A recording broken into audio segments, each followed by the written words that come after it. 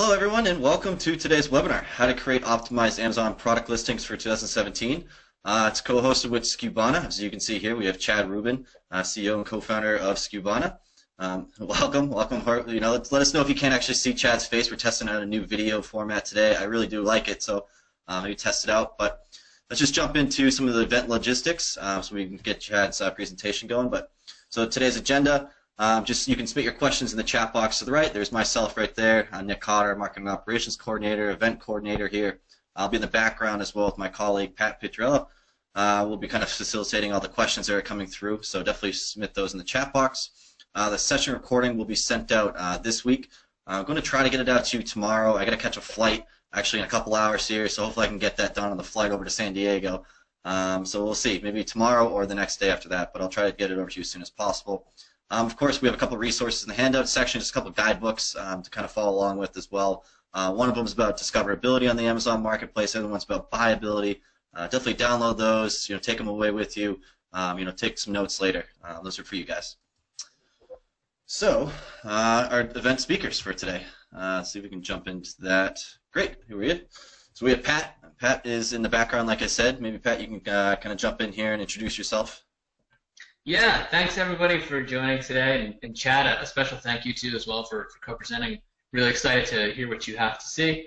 Again, my name is Pat Pitrello. I'm the head of marketplace strategy here at CPC Strategy, a former Amazonian myself in the seller services division, also a former seller on Amazon, amazon.co.uk, eBay, buy.com, which is now Rakuten. And so the goal today is to really leave you smarter than when you showed up, and hopefully give you some actionable advice going forward.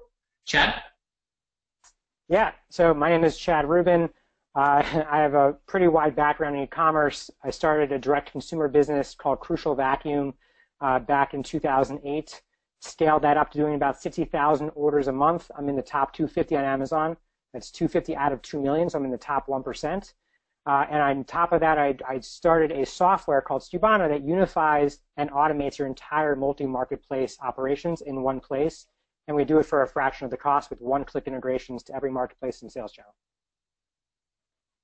Great. Thanks, Chad. So let's jump into today's agenda. This is kind of the bulk of your presentation. We want to run through what you're going to be going over today.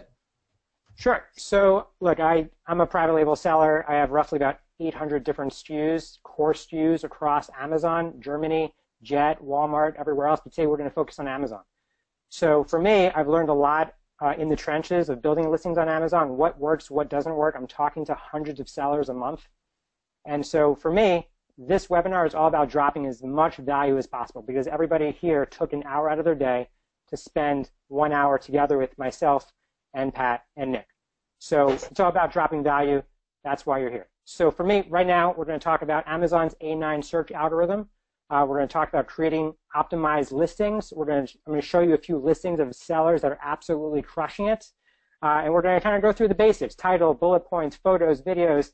At the end of this, I'm also going to have an exclusive view of 10 people on this call, and there's thousands on the call right now, 10 people to get a view of how I'm running my business today with a 15-minute consultation. So stay tuned.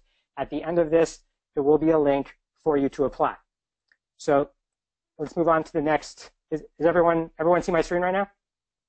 Yep, you're good to go. Awesome. So Amazon and Google. These are the two places that people start their search. Amazon, roughly now 60% of product searches happen on Amazon.com. So if you're not on Amazon, you're not relevant. But if you're not off Amazon, you're not relevant. You want to be everywhere you possibly could be.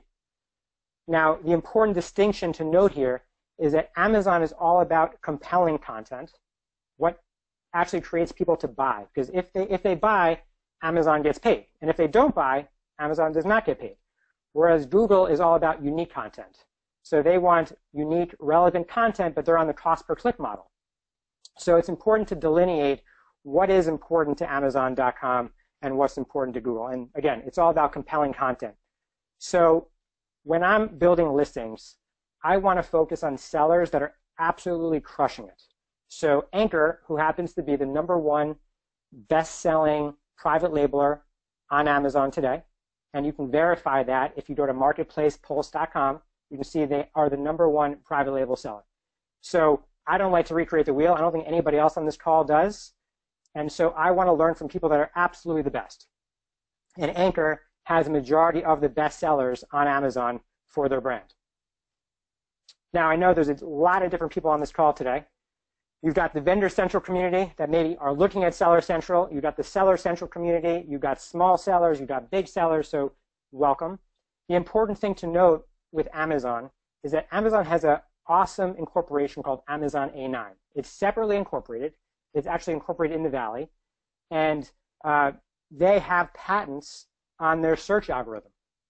So right now, what you're looking at is when I type in Steelers, you're seeing everything that's most important to people, or what's the most searched items on Amazon.com based on that Steelers keyword. This is very important as we start to build out the listing, but it's also important to how Amazon is tracking it.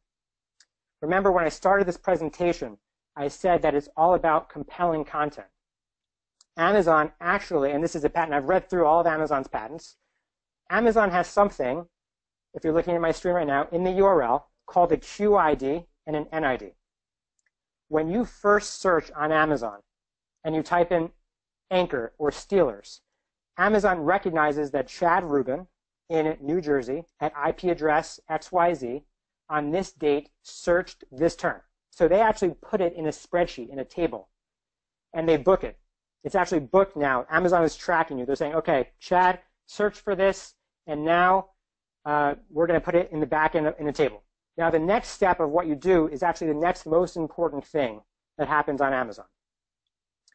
Amazon now tracks you on the product itself. And on the product itself, there's a QID, and there's an NID. And Amazon books that and says, okay, they clicked on this product. Okay, we're getting, now we're getting more data. We're collecting more data. And then finally, the last piece is, do you check out? Do you actually make that purchase? And if you do, Amazon books it in their table, in their database, and no surprise, you get pushed up the rank. There's no silver bullet, right? This is a black box, yes, but everybody's looking for that secret scam, that sort of black hat technique to increase their rankings. It's very, very easy. And if you look at what I've created here, you want to create a compelling listing. You want to give people what they want, okay? And Amazon will serve people what they need. So compelling listings is what comes first, which creates more conversions, which will increase your best-selling rank and your search visibility, which will inevitably give you more sales, which leads back to pushing you further up the rank. It's very, very simple and very easy. This is how Amazon tracks your product. Now, what is going to make people buy your product? That's why everybody's here today. How can you actually increase the exposure on your product? And we're going to go through that. Before I do that, I want to find out from Pat, Nick, if there's any questions. Perhaps Pat wants to add some insight. Yeah, Chad, I think where you're going with this is really interesting. Excited to see where we go next. And I think it's an important call out to people that Amazon does have this A9 system in the background. And what I think you're going to end up detailing here is that you're appealing to two separate audiences. You're appealing to the robots, you're appealing to Amazon's system as they're indexing content, and you're also appealing to real human beings as they're making a product purchase decision when they're on the detail page. And so to keep both of those audiences in mind is going to be the way to end up optimizing those detail pages. We do have some questions going in, but I think for now, let's hold off until we get a few more, and we can get those going. But let's keep going for now. Okay. Now, by the way, just to talk about who we're optimizing for, I like to say that we're 50% optimizing for Amazon and we're 50% optimizing for humans. But I really want to talk about compelling content because I think that's really what sort of nails it here. Now, remember, Amazon had an incentivized review abolishment that happened a couple months ago, so people were trying to trick the system. They were saying, okay, if you leave a review and you buy my product at a discount, right? And now people are buying the product, and now you're getting pushed up the rank. So they're creating a false sense of conversions, which is pushing people up in the ranking, and that's no longer. It's banned. So now we need to get smart about actually doing things the right way on Amazon to win in a 2017 environment, and that's what we're going to talk about next. So to keep it in line with what I've been discussing, I like to look at two different listings, or two different companies really. The first one is Anchor, and another one is called Alpha Grillers, and I have no affiliation with either of these companies. I just like to see what they're doing. So if you look at what Anchor is doing here with this listing, we're just looking at titles right now. They're not keyword stuffing. They're making it extremely keyword dense. So depending on the category that you're in on Amazon.com, it depends on your character limitations. If you go over the characters, your listings will get suppressed. So it's not on me. However, in my category, I believe it's 200 characters. So I like to utilize all 200 characters. And so does Anchor, and so does Alpha Grillers. So if you look at these titles here, they're baking in not only the fact that it's what it is, but they're also giving you value propositions in the title, whether it's high-speed charging technology, or the fact it's ultra compact or portable, or the fact that Alpha Grillers actually is including instant read meat, ultra fast digital cooking tool, anything that somebody would search, right? They're basically trying to enhance their title and add a value proposition. Because remember, the whole idea is that you want to get people to the finish line, to go to the buy box and buy that product. That is the way you're going to win right now. So for titles itself, I'll give you a few nuggets here. I like to use Moz. So the question, there's all these like Amazon tools out there, or people are using keyword search on Amazon. If you're using the same tools that everybody else is using, how are you going to win? If everybody's doing the same exact thing, it's just a bazaar, right? So I like to use sites and do things a little bit differently. So one is I like to use Moz, which is traditionally used for Google. And if you go to their website, Moz, and I have no affiliation with this company, Moz, you go to their website, bottom left-hand corner, there is a keyword search button. And you can search keywords to give you more ideas about what you want to add to your product. Now, on top of that, if you look at this first listing, this first slide here, using Amazon's own search gives you ideas of what to include into your titles. On top of that, to give you one more idea, Review Meta. Now, Review Meta was created. It's this website that will take a listing on Amazon, and it will tell you if it's full of fake reviews. It's interesting because it gives you an eye on what's happening with your competitors. Or did your competitors pay for fake reviews, or what they were doing back in those days, in the wild, wild west. Now, Review Meta is also great because it will actually look at a listing and also give you some ideas of what people are saying in the reviews. The reviews are really important to look at, and Review Meta will actually tell you frequently used words in the review. Secondly, we talked about this earlier, you want to write for humans, not just for a bot, right? You want to make sure that your listings are built to sell. And not only that, you want to make sure that you're not just saying, this is a balloon. You want to say, this is a high-quality, durable balloon with value props embedded in your titles, in your bullet points, in your descriptions, and on top of that, in your images, which we'll talk about. Conversions are more important than clicks. Clicks is Google. Conversions is Amazon. Amazon only makes money when you make money. And on top of that, one last thing on this, it's a very meaty slide. The last thing is the fact that if you look at your own negative reviews, which I encourage everybody to be looking at, you can look at your negative reviews and use those, and on your competitors' reviews too, use those, because people actually rarely look at the positives, they look at the negatives. If you take a negative and you turn it into a positive, which I'll discuss as well, it's very important to building a good, high-quality, high-converting listing.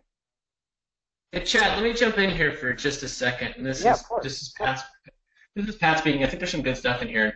What Chad was also just talking about a moment ago is the titles and how they're not keyword stuffing, they're keyword dense. And one of the key rules here is to put yourself in the shoes of your consumers and think of what are your shoppers looking for in order to find you. One other exercise I would encourage you to do, and I actually just did it here live while Chad was speaking, is I did a search on my Amazon app on my smartphone for Anchor. And now that about half of all product searches on Amazon are being done on mobile, it's important to start thinking about how the experience with your product shows up on mobile devices. And you'll find that the title is one of the key data points that you can see. It's one of the only fonts that's in bold on the screen, and it really jumps out. So that is going to have a really big impact on the decision that shoppers make to click on that product and ultimately decide whether they want to purchase it or not. One other question we've seen come in, a number of questions around, Chad had mentioned that in the category that he's selling in, I believe you said you had 200 character limits for your titles. What I want to add is that does vary by category. And so some folks wrote in and said, hey, how do I find out what the character count is for my category? There's a couple different ways that you can do that. The easiest way I find to do it is you can look at the flat file spreadsheets, basically the bulk upload files that Amazon makes available for you to upload your files. You can go to the data definitions tab, and they'll show you for that specific category file what your character keyword limit is. So for example, I know in apparel, it's a lot shorter. I want to say it's about 80 characters, and if you go over that, you'll be suppressed. But in electronics, it might be 200 or 250. So that's one way to do it. The other way is you can go in Seller Central Help, and you can just do a search to find out your title keyword length, but I do find it easier just to use those files. And you'll want to keep in mind what your available keyword character length threshold is for that category, so you utilize all of it without going over it. Awesome. Okay, so the next thing is like, look, people don't really read anymore. They come to it, like my wife, she's all about looking at things, and if the images make sense, she buys. So these are actually images that Anchor is using, and I think they're really great. Number one is that they're all high quality, high resolution. But number two, after the primary photo, in the secondary images, and you're allowed to use, I believe, an additional 5 more images. Those 5 images should convey and get people to that buy box. You want to do whatever it takes to get them there, and I think Anchor does a fantastic job. Here's just 3 examples of what they're doing. So if you look on the start on the far right, quality you can count on. They have an 18-month warranty. So number one, for me, that makes me feel like I can trust it and I'm going to be back if anything happens to this product. So it's going to give me assurance to move forward. 2, just talking about the warranty, Amazon has something called an A to Z guarantee. You can take this product and you can dip it in a toilet bowl, and Amazon will always credit back the customer. So people are like, oh, I don't know, Chad, like, should we give a warranty on this product? I really don't know. Yes, you should, because Amazon will always take the customer. I don't know anybody that's won an A to Z guarantee. Secondly, if you look at the next image, charge faster, save time. Save up to 2.5 hours. Save up to 2 hours. Save up to 3 hours. Like, to me, that makes me want to make the move. The fact that I can save time and charge faster with this product. So they're selling me in the images, not just their bullet points or not just the title, in the images as well. And lastly, look how sexy they're making this USB port look. Light and compact. They're literally showing it to you against an Apple portfolio of products. So, and it looks actually really, really good. It's lightweight and compact. Perfect. It's the perfect travel companion. So when you're looking at images, I don't actually know somebody that does it better than Anchor on images. They spend a lot of time. They have a lot of products, but they spend a lot of time actually making these images so that they can create the most optimized checkout experience on Amazon. Hey, Chad, this is Pat. We had a couple questions coming in from people asking, they're seeing text as part of these images, and that there's a question around what the policy is for when you can and can't use text in the images. Can you maybe touch on that a little bit? Yeah. So your primary image, the first image that you show, always has to be borderless with no text. However, your secondary images, you can use as much text as you want. And by the way, like, Anchor abides by Amazon's TOS more than anybody else to be number one. So they are using best practices. And I wouldn't steer anybody wrong to violate TOS on this call.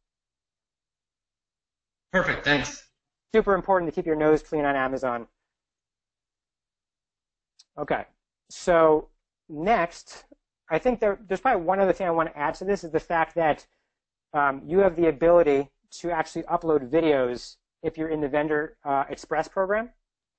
And so you can upload, I believe, 3 videos to your images or to your listings, and I suggest everybody take the time to do that. Videos actually will increase your conversions like 300%. So we can talk more about that offline. Let's keep it going here. So this is Alpha Griller's bullet points. They're featured bullet points that they use. So they're using 5. Now, if you look at what's happening with these bullet points, is that they are capitalizing sort of the most important thing for you, because nobody's going to read all this unless you're a geek and you're geeking out on temperature meat thermometers, then I like the way they did this. Now, this is what we're talking about, optimizing 50% for conversions, 50% for Amazon. So easy to use. It works out of the box. Cook with confidence. No more spoiled meat. Packaged beautifully. And by the way, it is packaged beautifully.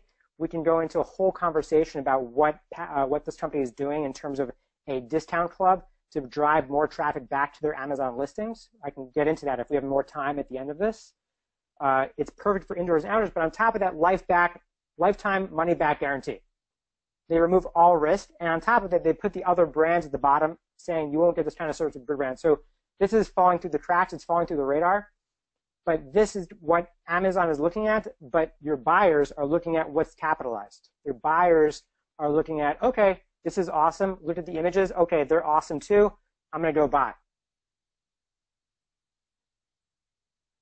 So, Chad, sorry, one thing I wanted to add to that too, and just to address some of the questions coming in.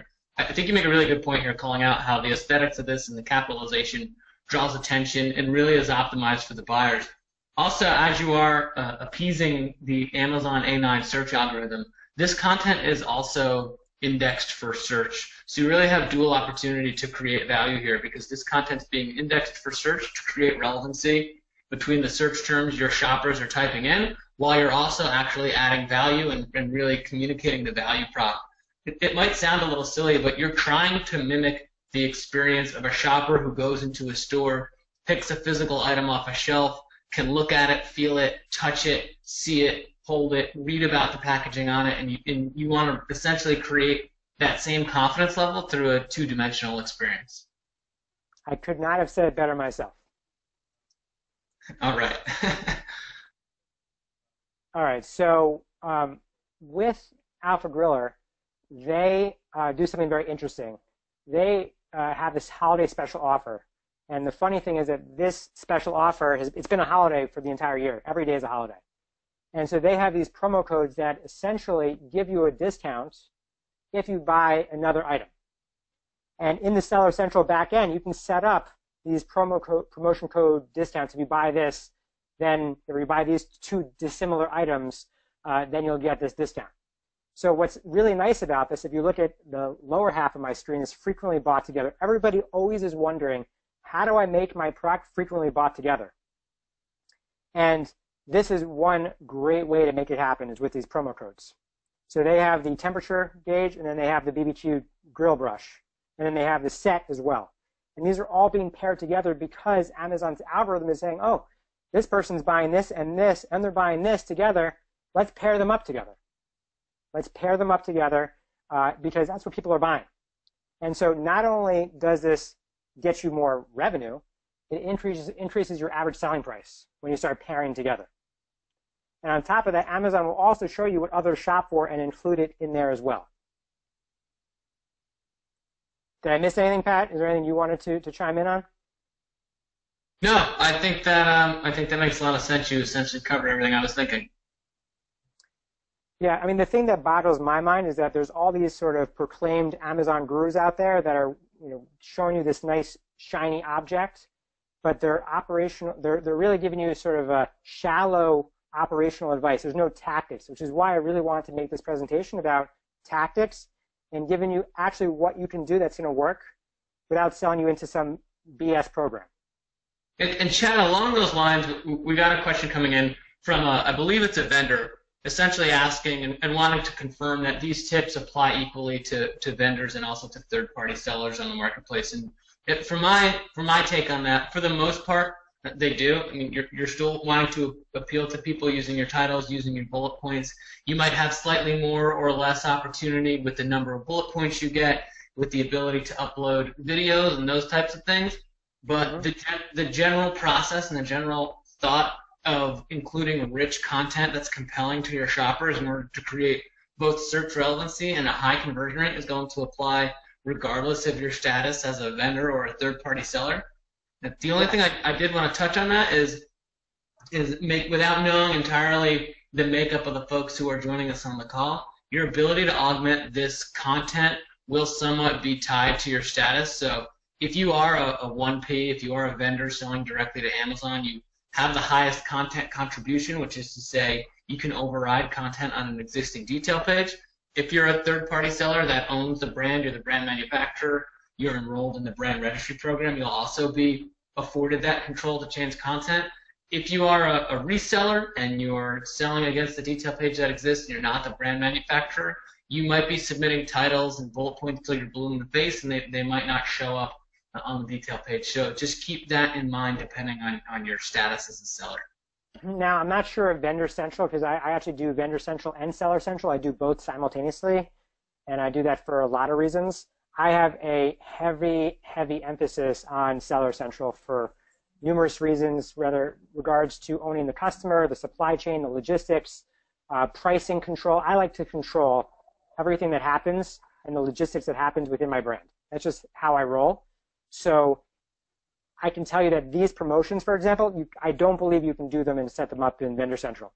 I think this is exclusively to Seller Central. There's just a lot more tools, in my opinion, that you can get from Seller Central than you can on Vendor Central. But that's out of the scope for this call, at least. Yeah, and Chad, I was just about to say the same thing. I'm sure you and I could have about a 2-hour conversation talking about the pros and cons of Seller Central versus Vendor Central. So thank you for touching on that, and we can keep it rolling. Sure. But I have a Seller Central viewpoint coming out here. So this is actually interesting. Amazon, just for sellers, launched enhanced content. And so someone that I know, Kyle, he owns the brand Postruck, I think he did a great job with his enhanced content. And so we've been actually now revising. So there's a long description that sellers get to use, and enhanced content actually overrides that long description and becomes sort of what the A+ content is to vendors. This becomes your A+ content. And I think it can actually help promote your brand if it's done in the right way. And I know CPC Strategy has some has been using this and also has been doing this for clients. So Pat, I'm sure you have some things to add to this as well. Yeah, we've actually been doing a lot of testing around EBC, and EBC is the enhanced brand content. It's not the exact equivalent, but an essential analog to A+ content on the 3P seller side. A couple of quick things to know about EBC is that it will replace your written description on the detail page. That's a difference between A+ content and that your written description will still remain on a vendor page that has A+ content. Also, your enhanced brand content is not indexed for search. That's a turnoff for some people, but your written description, even though it won't visibly show on the page, still is indexed for search. So keep that in mind as well. You still have that search equity there. And as Chad was touching on, the EBC, the enhanced brand content, gives you an opportunity to really highlight and communicate not just the value prop of that potential product, but maybe an interesting brand story, or to show your CEO holding a puppy, which has never been bad for conversion. Those are always good things. So keep that in mind. Yeah, go ahead, Chad. I was going to say this humanizes the experience, but I know you mentioned that it doesn't index for search for search on Amazon to give you more relevancy, but to tie it all together, right? The idea is that you want people to go and check out. That's part of how you're going to get ranked. If people land on your page and they don't check out, Amazon will not reward you. If people check out on your page, Amazon will reward you for that. And so this can only help. It can't hurt, in my opinion. Yep, I totally agree. People always ask, how do I rank higher for a given search term? And the answer is, there's a number of factors, but one of the most powerful factors is sales velocity. And so if you can convert more of your existing traffic, paid, organic, or otherwise, that can convert because they see this additional content, you generate more sales, you drive yourself up this SERP, as Chad kind of called that virtuous cycle, get seen more, get clicked more, get bought more, get seen more, get clicked more, so type of thing. So it does make sense. Cool. All right, so the last piece is the reviews on Amazon. Amazon is like this massive science experiment, like with all this data inside that they're collecting on everything, whether it's searches, buyer behavior, how long they're on your listing pages, but they are they've opened up all the reviews for you to search the reviews. Not only of your own products, you can see what the customer narrative is, but for your competitors' products as well. So when I am building a high-quality, high-converting listing, the first thing that we do is we go and look at what are the negatives in our own listing. And those negatives, we try to understand what's happening, right? And that helps us for the next time we repurchase those items. But on top of that, those negatives in our own listing and other people's listings, we actually can use them to go from negative to positive, just like that Biggie quote on the right-hand side. So I like to actually go through these listings. You can actually search different listings to find out what are people saying. Are there any search words that you would want to see in your competitors' listings that you'd want to perhaps now embed into your own listings? Because if you can address those up front in your value propositions, whether it's your title, your featured bullet points, your enhanced content, or your images, that enhances your ability for people to check out. So sometimes, literally 2 a.m., my wife, she may be at a yoga retreat, and I will be on my computer sifting through Amazon reviews. It is something I spend an enormous amount of time doing, but the payoff and the dividends are tremendous. So I highly encourage everybody to start really curating. Not just everyone cares about the quantity of the reviews. I really care about the quality of the reviews and what the customer is actually saying about your product and the competitor's product, and taking those negatives and making them positives when I'm building out the listing. Because remember, no one really looks at the 5 stars and the 4 stars. Most people want to go to the negatives and see what are the bad things that people are saying about this. When I'm shopping on Amazon, or whether it's TripAdvisor for a hotel, the first thing I do is go to the 1 stars. What's happening? Yeah, Chad, that's a good point. And just to call out, for if you're trying to do this in a bulk fashion, you might say, well, hey, I have hundreds of reviews. You can also download a report out of Seller Central. That's going to be in your performance feedback, and you can pull reports of just negative reviews, which will be the 1s and 2s, or you can do the negative and neutrals, which would be the 1, 2s, and 3s. I don't remember exactly how far you can go back, but I think you can go as far back as 90 days. So you have an opportunity to also, in a really easy-to-view format, go back and check those negative reviews, and like Chad said, to learn where you're weak, and that's direct feedback from your users that you can help to institute not only changes in the content and the way you're communicating on the detail pages, but perhaps also some product changes too, if you have that control. I didn't know that you can. I know you can download your seller feedback. I didn't know you can actually download the product reviews. Oh, you know what? I'm mistaken. You're right. I was referring to seller feedback. Yes, I should be clear, Chad. That's a good point. You can't download the exact product feedback. Should be clear about that. So yeah, we're constantly having virtual assistants go in and see what's happening with our listings, looking at the reviews. This is all part of our day-to-day operation.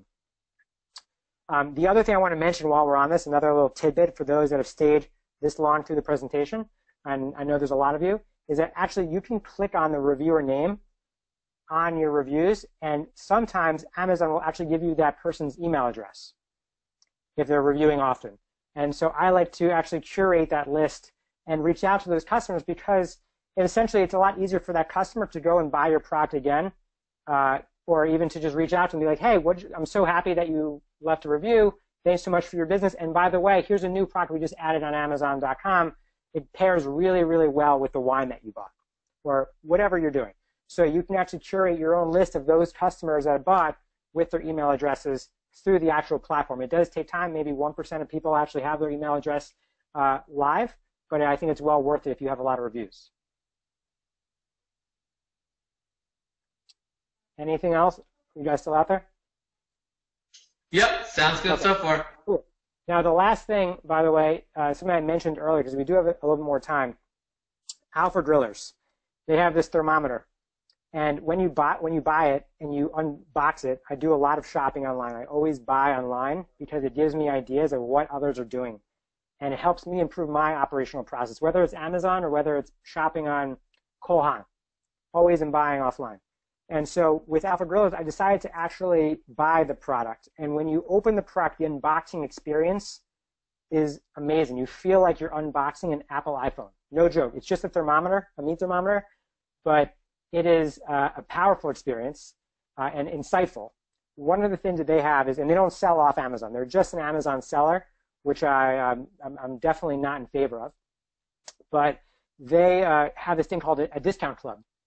And you, in this package, they essentially collect your email address for them to remarket back to you, and they drive the traffic back to Amazon. So it's within Amazon's terms of service. As long as you're driving traffic back to Amazon, it's all good. And they used to have this discount club for curating their own review club as well, which is a whole nother conversation.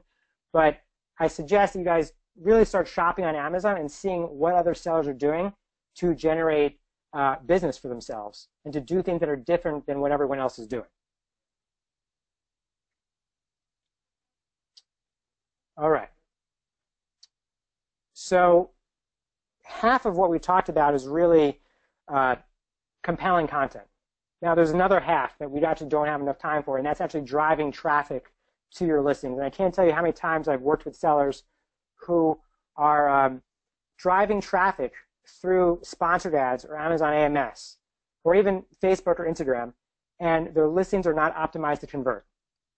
So it's essentially sending traffic to your listing, yes, but it's actually doing you a disservice if your listings aren't optimized. So the first step, it's like building a house without building on the proper foundation.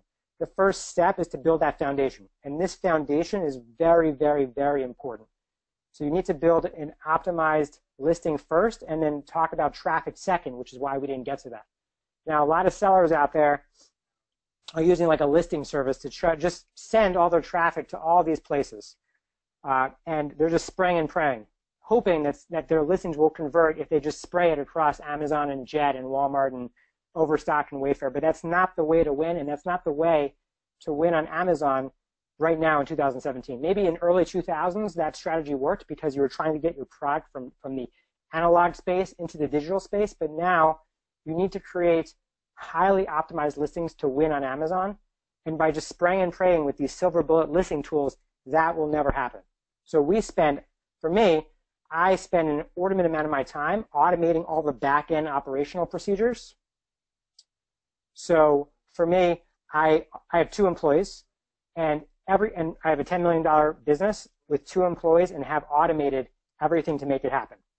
So what I'm offering today, like I said earlier in the call, is that I want people to see inside my business. And I want people to apply. It's exclusive. If you take this link today and you apply, I will give you a 15-minute consultation to understand your business, but show you how I'm doing things today. Hey, Chad, this is Pat. Oh, sorry.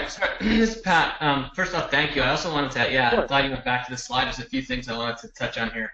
I couldn't agree more with what I like to call a channel-specific strategy. And again, having some history, I used to see, like you said, maybe 7, 8 years ago, people would just take the same titles and the same bullet points that were on their e-com website and push them to Amazon and say, okay, check that box off. I've done that. And that may be something that worked in the past when sellers weren't as professional or dialed in as they are now. But that's not going to lead to growth today. That's not enough. So you really should be thinking about, all right, this is my title specific for Amazon, and this is my title for my e-commerce website, and these are my bullet points that are specific to each channel that I have. And as you tie that back to sponsored products, which is at CPC strategy, an area that we focus a lot on, and my goodness, we do a ton of tests around sponsored products advertising, and people, of course, are always looking to get the most conversions out of the lowest amount of spend. And there's, we do webinars basically about every 90 days on sponsored products in terms of keyword harvesting and bidding and campaign structure and all those things. But to Chad's point, if you're driving that traffic, especially if you're paying that traffic, and you're driving it to a messy detail page where the title's not optimized, you only have one image, you're only using a few of the bullet points, you're not fully communicating the value prop of that particular product, then you're not only losing out on an opportunity for a conversion, but you're really going to be inefficient with that advertising spend, and that's going to show up in terms of a high ACOS, which is your advertising cost of sale. The other thing I would say here too is sponsored products to me are somewhat like using FBA, which to me is table stakes. So at this point, if you're not using FBA, if you're a 3P seller, and if you're not using sponsored products, those are going to be real hindrances for you against the competition. And even AMS now is almost getting in that area as well. And those are essential tools for any successful Amazon seller. So if you're not utilizing those, or you're only lightly utilizing those, one actionable step I would say is definitely look at increasing the adoption around those, because there's a tremendous amount of potential, and also an opportunity to differentiate yourself against your competitors who maybe aren't using it or are using it, but they're doing a poor job of leveraging those tools. And to be blunt about it, if you're not FBA, you're not relevant. So one of the most used parts of, if you search something on Amazon today, on the left-hand side, Amazon lets you filter those results. The number one heat map on that area is Prime. People want to download their orders. They want 2-day shipping. And so if you're not Prime, you're being filtered out immediately, for sure. Hey, Chad, is there anything else that you wanted to touch on before maybe we look at some of the questions that have come in? I want to make sure you had a chance to get through everything you wanted to.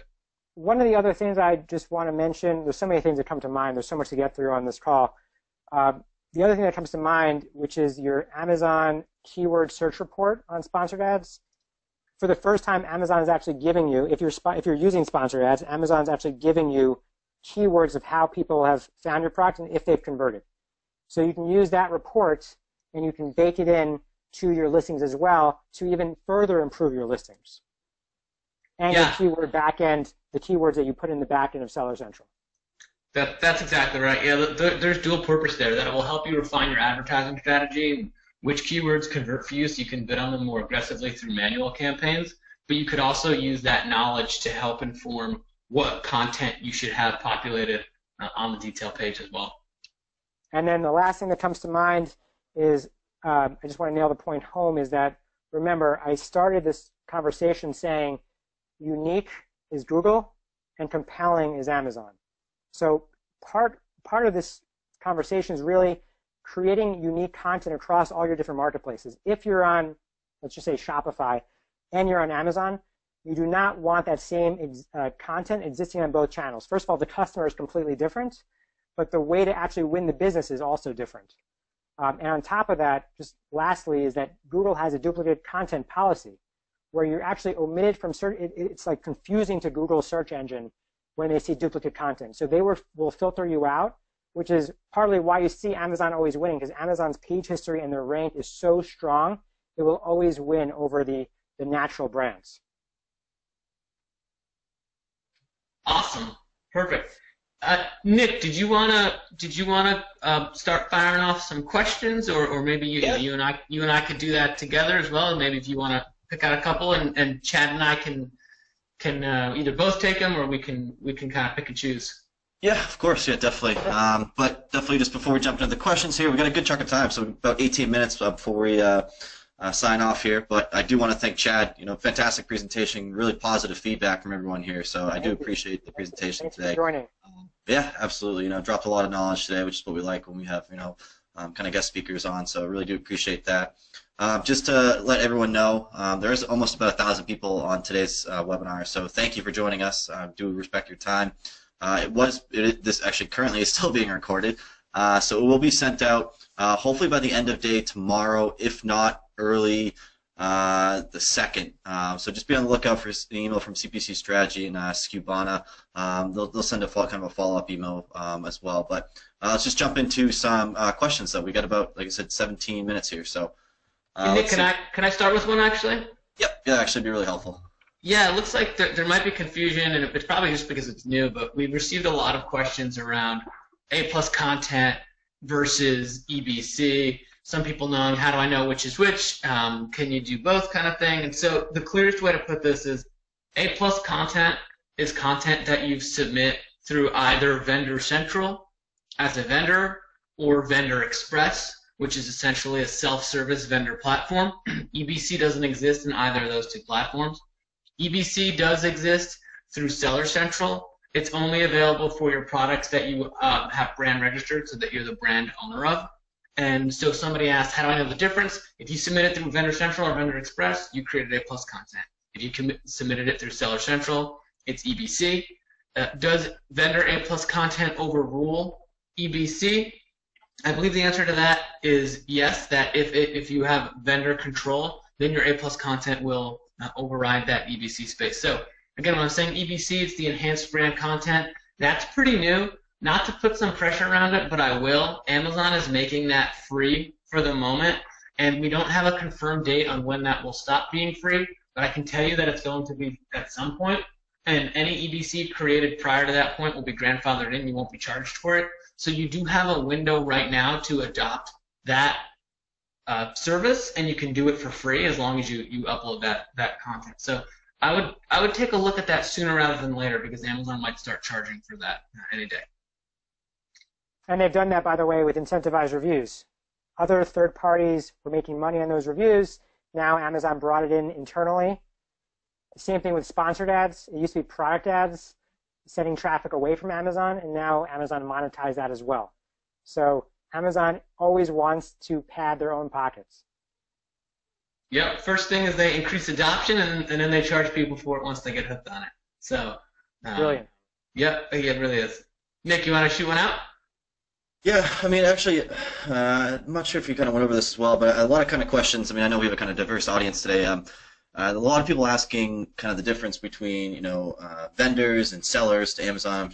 We get this question a lot of times. Can you kind of go into detail a little bit more, or a little bit more detail about the difference between, a vendor to Amazon versus, the third-party seller, and then kind of, vendor express program as well if you are a third-party seller. Can you kind of just go into a little bit of that? Yeah, sure. I will. Chad, I'll start on that one, and you can add to that. And so we work both with vendors and sellers, and we work with plenty of hybrid sellers that are sellers on Amazon as well as vendors. I know Chad had mentioned that's the way he operates as well. So the simplest way to put this is, if you're a vendor, you have one customer, and your one customer is Amazon. And so if you sell 10,000 widgets, you might sell 10,000 widgets directly to Amazon. And typically that's through a platform called Vendor Central, which is an invite-only platform. So any of you successful 3P sellers out there have probably received the invite that's asking you to join Vendor Central. Now, being a 3P, I call it 3P, third-party seller, marketplace seller. That's not selling to Amazon. That is selling on Amazon. And so you might sell 1,000 widgets to 1,000 different customers. And so you're selling direct to your customers. You're just meeting them on the medium, which is the Amazon marketplace. And so in that case, you can use FBA, so you can use Amazon Fulfillment by Amazon services. That's the main difference between them. Now the cost structure is different. Chad mentioned the biggest component that's the difference between them, and I agree with this, is the level of control.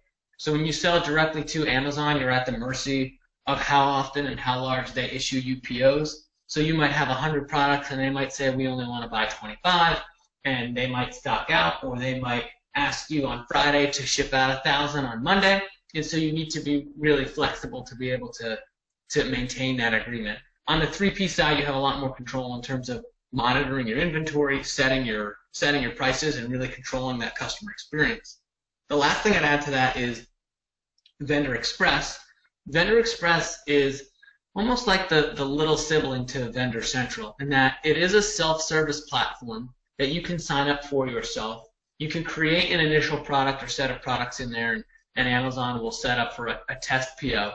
And what that does is it gives you access to AMS, which is Amazon Marketing Services, which are product display ads, headline search ads, other ad units on Amazon that you don't get access to through Seller Central. And it also allowed you to add videos and A+ content to certain detail pages. The only risk associated there is that it is possible that if you're advertising products or enhancing the content of products that you don't have in Vendor Express, that those can be suppressed, and we have seen those get shut down. Not often, but it could happen. And so that's sort of the 101 of what is the difference between those. Chad, is there anything else you wanted to add on to that? Yeah, the last thing, I think you explained it really well. I never heard of the Vendor Central Express being the younger sibling, but it's a good point. The only thing I want to add is the fact that back in 2008, 2009, I started really deploying and investing a lot more time into going direct to consumer. So I'm a huge believer in that. But Amazon becomes this like middleman in between you and the customer. So they bite into at least 50% of your margins when it happens. So again, goes back to my POV, which is going direct and selling on Amazon as a seller, giving you a lot more control, but also will sort of give you more margins at the end of the day, more profit. Great. Thanks, guys. Got another question here. This one's kind of towards Chad. Peter wants to know, what is, we talk about all these, sellers that are actually crushing it. He wants to know what is the best way to find out who is crushing it and not crushing it in your actual space, your product area. Is there any tools that you recommend to kind of find this out? So I'm a huge fan of using Amazon.com. So you can be looking at, so you can search by brand on Amazon. Like if you look at the title, there's a little blue link where you can click a brand. You click the brand on the left-hand side, you can actually sort by sellers on the left-hand side. So Amazon will show you the top sellers in that space. And each seller has feedback associated with them if they're sellers. And I like to evaluate how big a seller is based on their feedback in the past 30 days. And that gives me a good indication of who's killing it and who's not. So I think the stat is that roughly without a feedback tool, 4% of sellers leave seller feedback. So you can easily back into how much order volume they're doing based on looking at that stat. I think that's a great way to do it, and that's what I use. Yes, Pat, do you have anything to add there? No, I think that's really it. I mean, there are a lot of tools that are out there as well that can help in terms of automating some of the processes too. So there's not a one-size-fits-all. It oftentimes depends on what you're looking for. Obviously, for listings and inventory, Skubana is a fantastic tool. There's Seller Labs, there's Feedback Genius, and there's Jungle Scout. And there are a number of really good tools that exist out there, depending on what your needs are for your business and what your sort of threshold is for the cost of those tools. Yeah, one of the things I just want to mention in terms of resources while we're on it is the Prosper Show is coming up, and I believe you guys are going to be there. And so the Prosper Show is in Vegas in March, and I think it's a great way for sellers to collaborate and learn from other sellers that are killing it, because a lot of high-volume sellers are going to be there. Yeah, Chad, that's a good point. I know I'll be there too. I have a presentation, and then we'll also be part of a panel. And this is the second year it's running, and last year it was really successful. We had a lot of positive feedback, so I know we're looking forward to it. I will be speaking as well. Looking forward to it. Nice. All right, let's jump into another question here.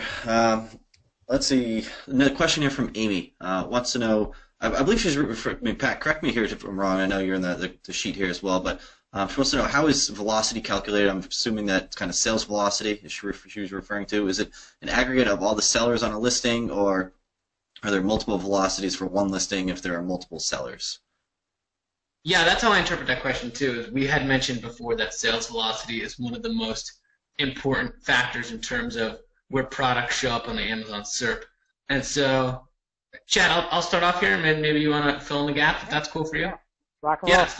Yeah. So I actually, if I understand the question correctly, she's asking, is velocity being done at the ASIN level? Basically, how much is this product selling, or is velocity being calculated at the seller level? So if there's one ASIN with 10 sellers who have 10 different SKUs, are 10 different velocities being attributed for each of those sellers?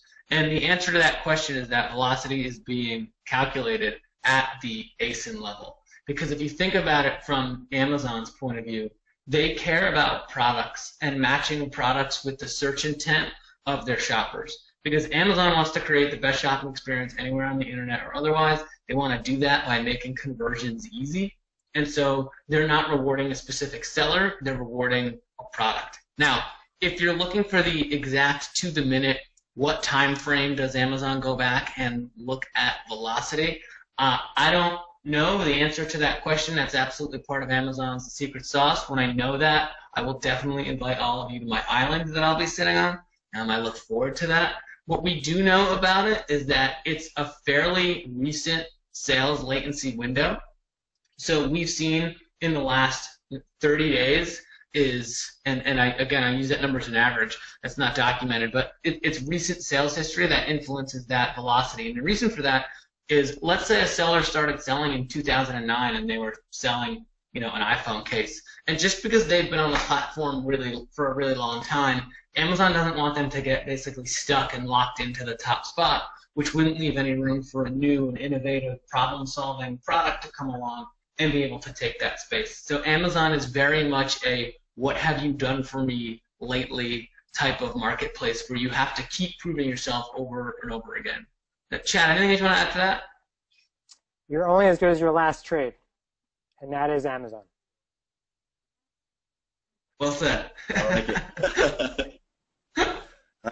All right, let's jump in another question here. Actually, there's a couple ones that came up. Actually, same kind of question here, Chad. I'm not sure if you can actually run through it as well, but Matt wants to know, can you run through the technique of searching for a product by brand and then seeing who the top sellers are again? This came up a couple different times. So go to Amazon. Let's see what comes up here. Let's search coffee filter. And let's pick this Melita. Everyone sees my screen, right? Yep. Okay, great. So if you click the brand right here, Melita, it will show you everything that's Melita brand. Now, remember I said this is the most used hotspot to search for products. Like when my wife wants a yoga mat and 2-day shipping, she will always filter out those that are non-prime. So if we scroll down, let's see, where are the sellers? Maybe we have to pick a category. Let's try that. Sometimes it changes. Yeah, you have to go into a subcat, I think, for it to give you the seller lists. Yeah, here's the seller. And so Amazon.com looks like it's owning the Melita brand. Maybe it's a gated brand. I picked the wrong one. But you will see all the sellers come up for it. So let's pick a different, let's try something else. Give me an idea, guys. What's another Adidas. brand? Adidas. Hopefully it's not gated. Okay. No, I've looked. You'll be good on this one. Love Adidas. I just bought some velour pants from there. Oh, there you go. You could be wearing them right now. We wouldn't know. So we search Adidas. We go to men's running shoes and scroll on the left. Here's the sellers. Okay, so go to see more. And so now Amazon will show you the top sellers in your listing, in your brand, that are selling Adidas shoes. But if you also want to find it by A, B, C, D, Z, you can find it there. So these are going to show you who are the top sellers selling the Adidas brand. So then I can click C6 PM LLC, and then I'll just click on this Adidas, and then find a product, just say 7.5. And right here, City Sports, click it. Now you can actually get access to their catalog, their entire product catalog. But on top of it, why didn't it load? Let's do that one more time. On top of that, here's their feedback. So I always go here and I'm like, okay, 95 feedbacks, 4% is if they're not using a feedback tool like Seller Labs. So he's doing some serious volume. But you can start ranking. You can literally have an assistant go in and rank your SKUs or your competitors and see where they rank and how you're doing versus them. And actually, Chad, that's a similar process that I take when I'm buying stuff on Amazon as well. I almost always, if I'm buying from a 3P, want to go and check in and see how legit they are and make sure they haven't only been selling for 3 days and have no feedback. And I'm not interested in being anybody's sucker. So it's kind of that same process that a lot of your consumers are doing too. Mm-hmm. And by the way, if you're anything under 98%, in my opinion, you're not doing great. And especially if you're competing for the buy box with other sellers, you need to make sure that you're 90% or above in terms of positive feedback. Great. Thanks, Chad, for running through that. Actually, really appreciate you doing that. Of course. Like again, if you guys didn't follow along, you need to kind of go back. Like I said, this is all being recorded, so you can definitely go back. Tomorrow when I get the recording out to you. By the way, the other thing is that you can always schedule. If you apply right here, you can schedule a consultation with me. If you win, you get 15 minutes, and we will just do a deep dive on your business. I'm here to help. Fantastic. Yeah. I sent that link out to everyone as well. There's a couple of people that needed it too, so definitely take that link with you. Click through now while you have it. But yeah, that's going to do it. I mean, we're top of the hour here. But what I always like to kind of do with the webinars at the end is just kind of, there is one thing to kind of take away with. If I was to walk away right now, what would you say would be kind of the most important takeaway from today's presentation for one of the Amazon sellers or vendors that have joined us today? All right, so I'll start. You mind? So for me, I'm all about automating. I take an inventory of my life and my employee's life, and I take out all the low-value repetitive tasks. So whether it's forecasting, demand planning, purchase order creation, all those things that technology can do for you, which Skubana does. We automate it so you can actually focus on building really quality, high converting listings. So you need to redeploy your human capital towards things that are actually going to make you more money and automate the repetitive tasks that are not making you any money. And so, boom, there you have it. Takeaway is create really optimized listings, automate repetitive, low value, mundane tasks, and let technology automate that for you. Hey, Chad. Hey, Pat, you have anything else to add here? Yeah, I think that's great. What I'd like to add, and for people who've attended other CPC webinars before, they've probably heard me say something similar, is to remove emotion from the process as much as possible and let data make the decisions for you. So don't let how you slept that night, what you ate for breakfast, what mood you're in, the last conversation you have, dictate bids for products and prices and titles and things like that. Amazon makes a lot of data available through both Vendor Central and Seller Central, and you can get a view, and it's an opportunity for where you can beat your competitors is by using that data in a really smart way to scale up what you're doing and make decisions that are borne out by facts, not just by your gut feel or maybe a product that you wish were selling better. So whether it comes to inventory, whether it comes to sponsored products and bid levels, all those things, use as much data as you possibly can to make those decisions with confidence. Great, fantastic. That is going to do it for today's presentation. Again, thank you, Chad, for joining us. Like I said, you've definitely dropped some knowledge. Everyone definitely appreciated the content of today's presentation. We do appreciate that. Pat, again, thank you for joining us as well, kind of providing some extra insight, kind of the CPC strategy perspective as well. So I do appreciate that. And again, thank you, everyone, for joining us today. You know, we had just about 1,000 people attending. It was fantastic. It was good webinar, good conference kind of call today. So. That is going to do it. The recording will be sent out, like I mentioned earlier. Hopefully I can get that out to you tomorrow afternoon. If not, early, let's say the 2nd is probably going to be the latest I'll get it out to you. But just be on the lookout for an email from either CPC or Skubana. Going to follow up here. But that's going to do it. Signing off from down. Hey, thank you very much. Signing off from the greater Boston area, this is going to be CPC Strategy.